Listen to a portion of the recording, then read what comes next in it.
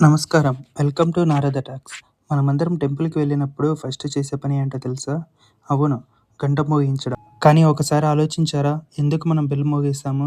Just ఒక ట్రెడిషనేనా? లేక దాని వెనక ఏదైనా డీపర్ మీనింగ్ ఉందా? మన శాస్త్రాల్లో ఈ బెల్‌ని గంట అని అంటారు. దాని శబ్దం ప్యూర్ అండ్ సేక్రెడ్ అని భావిస్తారు. బెల్ మోగించగానే మన చుట్టూ ఉన్న నెగెటివ్ ఎనర్జీ తొలగిపోతుంది. అలాగే మన దేవుని ప్రెజెన్స్‌ని ఇన్వైట్ చేస్తాము.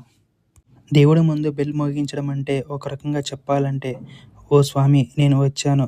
నాకు మీ బ్లెస్సింగ్స్ కావాలి" అని చెప్పడమే. ఇప్పుడు సైన్స్ యాంగిల్‌లో చూద్దాం. టెంపుల్ బెల్ డిజైన్ స్పెషల్‌గా ఉంటుంది. మీరొకసారి బెల్ మోగిస్తే దాని సౌండ్ ఆల్మోస్ట్ 7 సెకన్ల పాటు అలానే సస్టైన్ అవుతూ ఉంటుంది. ఆ 7 సెకన్‌లోని మన బాడీలోని 7 చక్రాలు యాక్టివేట్ అవుతాయి. దానివల్ల మన మైండ్ కామ్ అవుతుంది. స్ట్రెస్ తగ్గిపోతుంది. మరియు మన కాన్సంట్రేషన్ పూర్తిగా దేవుడి మీదనే పడుతుంది. అందుకే బెల్ మోగించడం అనేది కేవలం ఒక సౌండ్ కాదు.